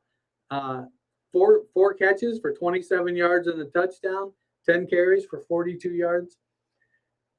So when he was coming out of college, I was watching John Kelly tape, and I had to go back, in the Dynasty Nerds film room in the Nerd Herd, we usually have for the top end rookies, incoming rookies, usually for about the top 50, we have anywhere from 3 to 8 or 9 of their college games cut up. We cut up every play that they're on the field for, not just their highlights. So whether they're blocking, if they're a receiver and they're running a route, we get a lot of all 22 tape, and we put that in. It's part of the Nerd Herd package. If you get the Dynasty GM bundle with the Nerd Herd, you can save even more money. It's a phenomenal tool that helps you. Once January rolls around and rookie season is getting here, and we're putting out rookie profiles and we're scouting and we got mock drafts dropping all the time. I was watching John Kelly, and some of his tape was just so good. He was a powerful runner. And, he just looked so good at Tennessee. And the fact that 5 years later, it seems like he's still in the NFL after he's literally he's a training camp hero. And to watch him have a good game tonight, I feel like he's giving himself an opportunity to be the RB3 for the Browns. They seem to be sold that Jerome Ford is the 2, and obviously Nick Chubb is the 1. But John Kelly he just keeps fighting for a chance, and he's been on the Browns now for, I don't know, this may be his 3rd season. He's been on their practice squad. He's been at the end of their roster and just fighting. In the passing game, they're giving Kellen Mond plenty of opportunity. 13 for 19 for a paltry 92 yards. So coming out, Kellen Mond is a pretty good athlete. I think he ends up not making the team. I think they're going to keep Josh Dobbs over him to back up Deshaun Watson, and then Dorian Thompson-Robinson will be their QB3 developmental guy. Mond is a guy that has to see it before he can throw the ball. He doesn't have great anticipation. He has to see things happen. And looking at that yards per completion there, it's kind of playing out. That's exactly what it is. 92 yards, 1 touchdown, 1 interception. Zach Wilson did Zach Wilson things on the other side. 3 for 5. Looks like he didn't play a whole lot. Tim Boyle, 6 for 11, is who he is. Izzy Abanikanda scored a touchdown, 27 yards on 9 carries. Malik Taylor caught 1 long pass from Zach Wilson. That 57-yarder made up 50. That 57-yard pass made up 57 of Zach Wilson's 65 yards. So it's a Hall of Fame game, 16-14. At least there's some points scored. A couple guys that when you do Dynasty deep stash stuff, John Kelly is one of those guys where you're like, let me just throw him on the roster for a couple weeks and see if anything happens. And then somebody else flashes in week 2 and you're like, okay, get out of here, John Kelly. I'm going to pick up, somebody else. I was going to say Deneric Prince, but he's getting a lot of buzz right now in Kansas City, and it looks like he's pretty comfortably going to make the team in Kansas City. So we came out of the break, and now I just want to give thanks again to Dan and Edward for coming on and playing That's Debatable with me. I mentioned the Dynasty GM. It's a phenomenal tool that we have over at Dynasty Nerds. You can upload your teams, your Dynasty teams. And I know what you're saying. You're saying, Dennis, we're getting ready to start redraft season. My Dynasty teams, all I got to do is set the lineup. So unless you have a way to tell me who to set in my starting lineup, I don't think I need this. Well, those are just rankings. We have rankings. We do what we call as contender rankings. That means we want to win now. It doesn't figure in draft picks. Dynasty, when you're evaluating a Dynasty team, you include draft picks because they matter. They're a big asset. But if you go in and you hit the tab on the Dynasty GM and it says contenders, you can see how does your team compare if it was a redraft? How do you compare in the league analyzer against all the other teams in your league? Like you might have team 3 because you've got a ton of draft picks, but you take those out and you realize, well, the reason you have all those high draft picks is because your team is really the 11th ranked team in the league. So if you get a chance, go check out the Dynasty GM. So let's talk a little bit about trades. I feel like I can't substitute for Garrett if we don't talk trades. He gets trade requests, trade questions. Hopping in here, I'm going to take a look into our into the Nerd Herd Discord server.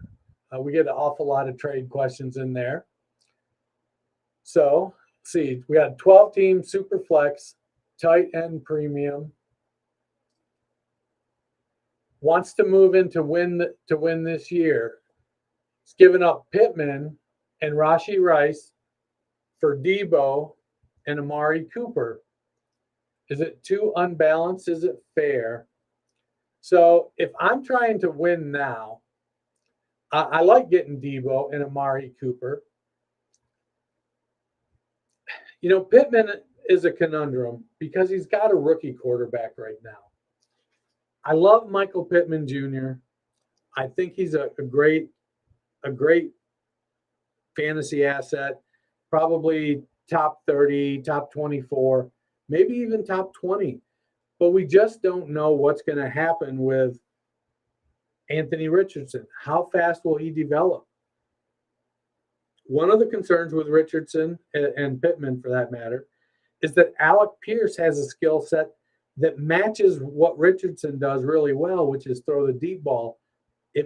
Pierce matches that really, really, really good. Pittman gets downfield. He's a little more intermediate, not quite the deep threat that Alec Pierce is. Pierce has really, really good speed.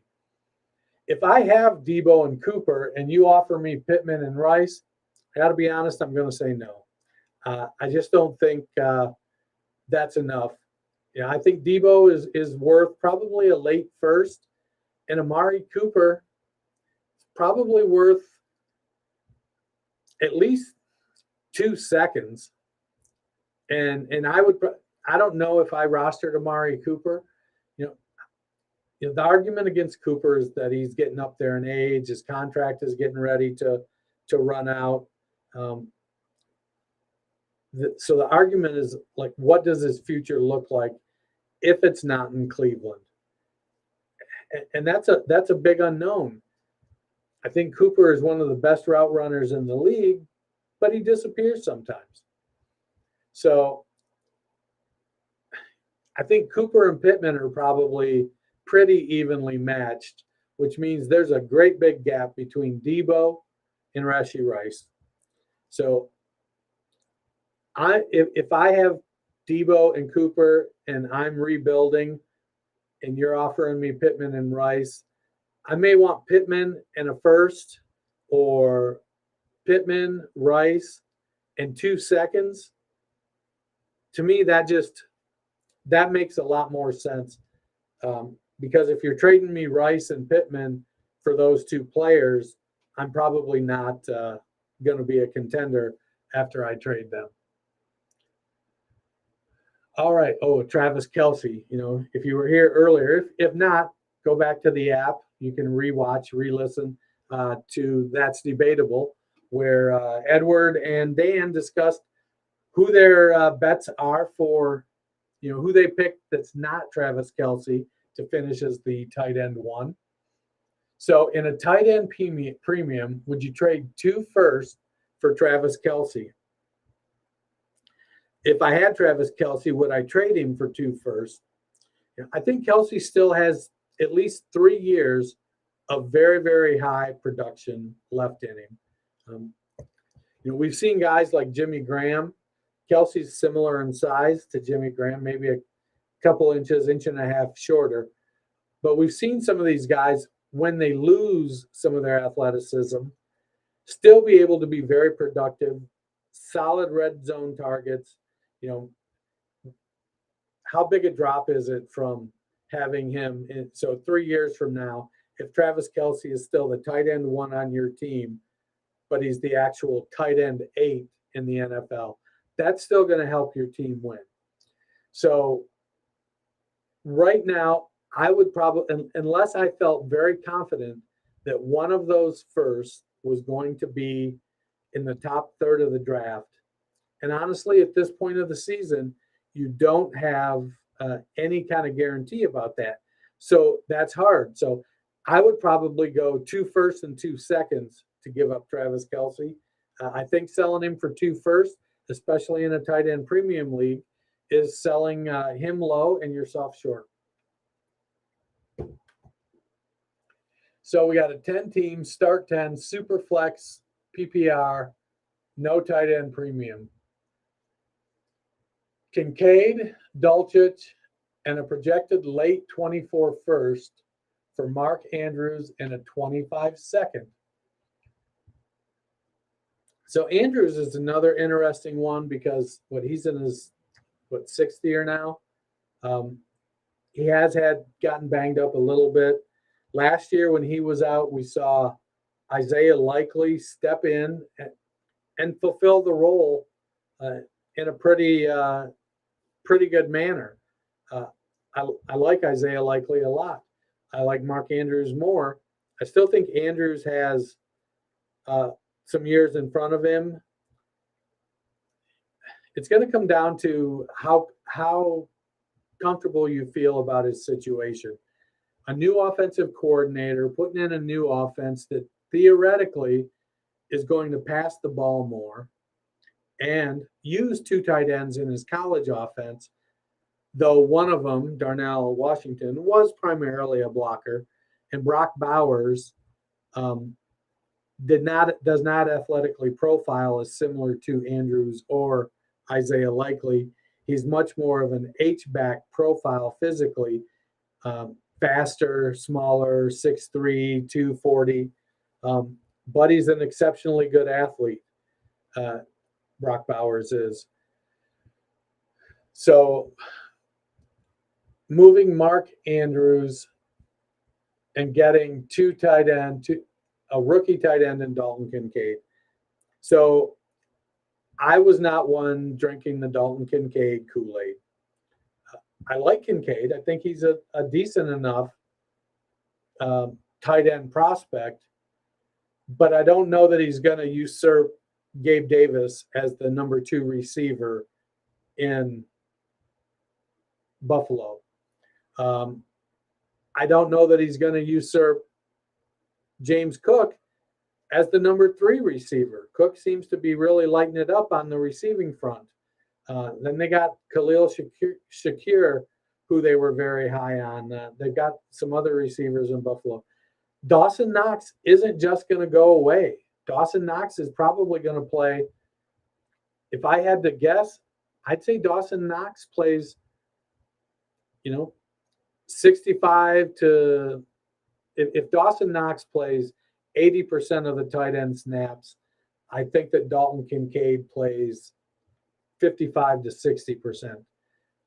That's a substantial amount of 2 tight end sets, but I don't know that Kincaid is going to just randomly out-target Dawson Knox, especially in year 1. Greg Dulcich, I like Dulcich. Dulcich is a candidate.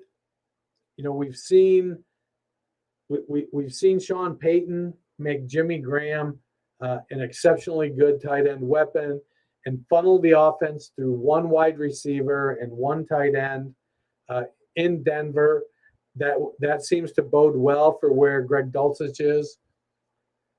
And a late 24 first, if I'm comparing it to this year, late, you're getting guys like Flowers, Sam Laporta, Jonathan Mingo, Will Levis, so guys like that were in the late first this year. Tank Bigsby, if you were running back hungry, you could get him there. Zach Charbonnet, probably more so as a late first than Tank Bigsby. And giving him up for a 25 second round pick and Mark Andrews. So I'm going to probably stick with Andrews. If I can give up that 24 first and 2 tight ends that may or may not be something for Andrews, that means I think I'm competing. I'm going for the title, and Andrews is a better shot of giving me that title than either of those other 2 tight ends. See, I'm a contender in a 10-team, 2-quarterback league. So I don't play in any 10-team leagues or 8-team leagues for that matter, and I'm not here to crap on them. What I am here to say is if you are in a 10-team league, do what they did and start 2 quarterbacks. Make the position worthwhile. 2 quarterbacks if you're in a smaller league. Heck, 2 tight ends for that matter. 10-team, 2-quarterback league. Start 3 wide receivers and 2 flex spots. He has Waddle as his wide receiver 4. Well, it's a 10-team league. Top 3 are Diggs, Lamb, and A.J. Brown. Also has DK and Mike Williams and Jackson Smith and Jigba. So I think the story here is he's got DK Metcalf as his wide receiver 5 and Mike Williams as his wide receiver 6. We're burying the lead here a little bit. Should he trade Waddle is the question. He doesn't think the value can go any higher and that his value is directly tied to Tua.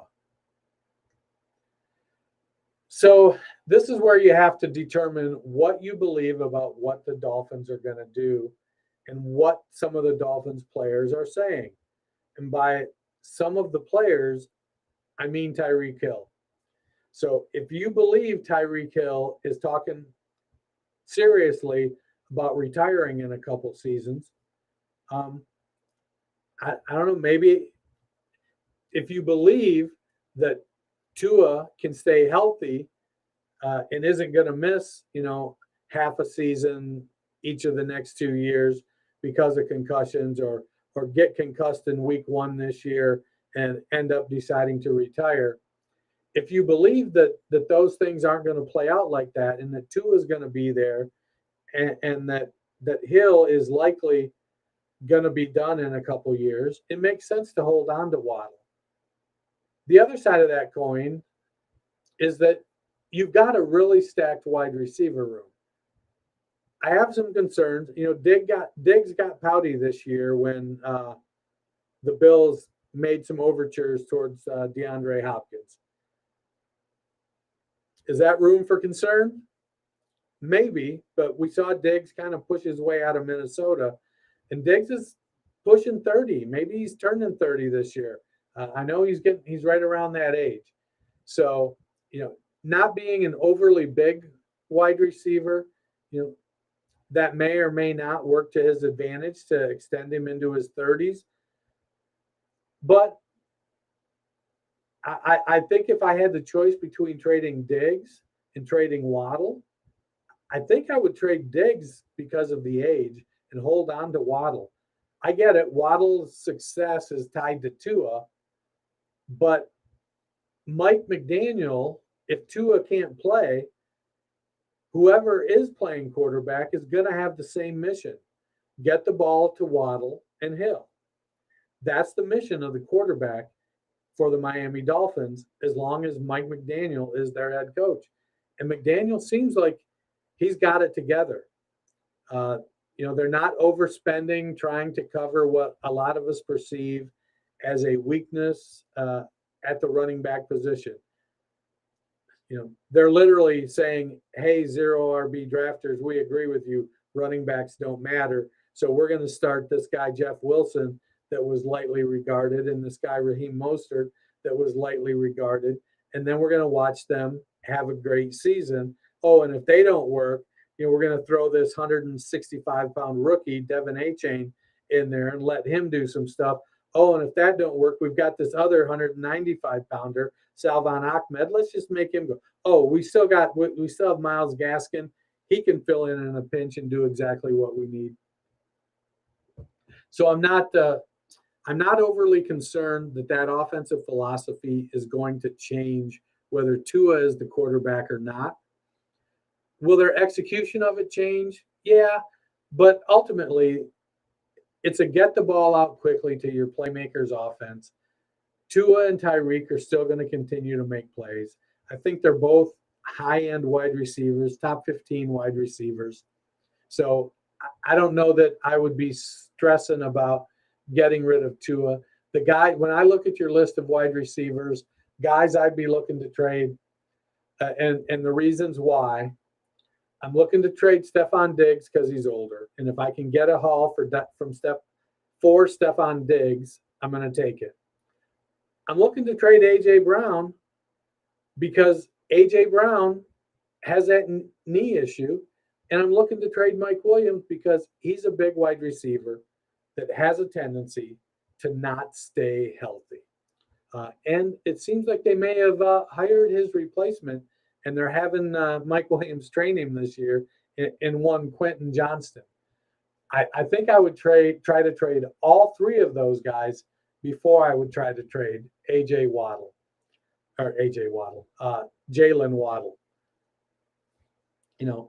Sometimes I think it's easy for us to outsmart ourselves in fantasy football, in dynasty fantasy football, when we try to put together a great team. But I want to make sure that I'm helping you make good decisions and considering the whys of your trading. Now, if after all of this you determine I'm still going to trade Waddle because I'm scared of Tua, then I think that's great. That's a good decision for you. So go for it. So we're getting ready to come up on the end. We got a couple more minutes left, and I wanna close out with something. I kind of stole this from Julie Stewart Banks. You can go follow her on Twitter or X, whatever it is. But 3 good things to close out the show. So, the first thing, football's back. We have been living for it. We have been waiting with bated breath. We've been doing best ball drafts. We've been doing doing dynasty drafts, dynasty startups, dynasty rookie drafts. Now it's time to pump out some redrafts, get back with some old friends. And speaking of old friends, good thing number 2, don't forget why we play. We play because we're joining a league with people we don't know, and we want to make new friends. So be pleasant, be a good league mate, get back with your friends, have a good time. Don't be a jerk to people. Play good. Play to have fun, and don't forget why you're doing it. And my third good thing, I want to give a shout out to all the kids that are going back to college here in a couple of weeks. You got your whole life in front of you. You got work to do. It's a fun time of year. I'm getting ready to move my son into Ohio State for his freshman year. It's just up the street. It's not far away, but I get to watch him continue to grow into a young adult. It's a phenomenal time to be alive, I think. Have a great night. Check me out on Twitter at culture_coach and on the Fantasy Football Roundtable.